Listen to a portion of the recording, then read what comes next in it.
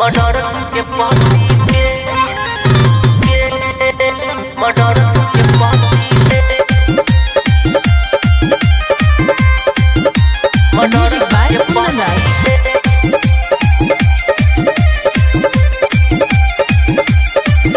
अरे जान गइल सब तू तो चल गइलू जेल हो, खेल तो रहलू तू लभ वाला खेल हो। अरे जान गइल सब तू तो चल गइलू जेल हो, खेल तो रहलू तू लभ वाला खेल हो।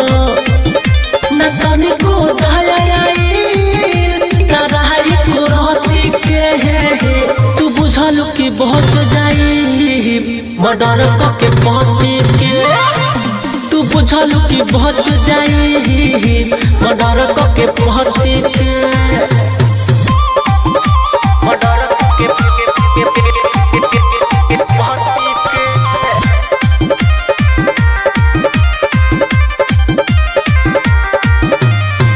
तू तो बड़ी सातिर भाड़ू लागे तहरा बात से, सोना जैसे पति कैसे मरल अपन हाथ से। जैसन बाड़ू तू वही सन फल पैबू, सजाऊ कर आजो ना तो कल पैबू।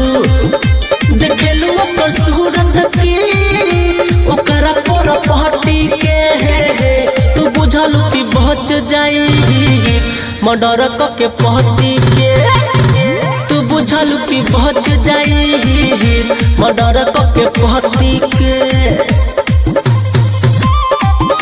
मर्डर के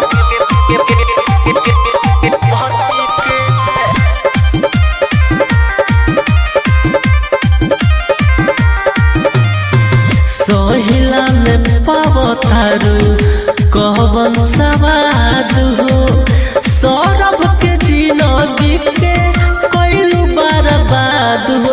जब है कहानी रही घर के, कैसे राखी के हुला के मेहर के, मजाक तल तो रहलू लभर संग सहटी के है, तू बुझलू कि बच जाई मर्डर के पति के, तू बुझलू कि बच जाई मर्डर के पति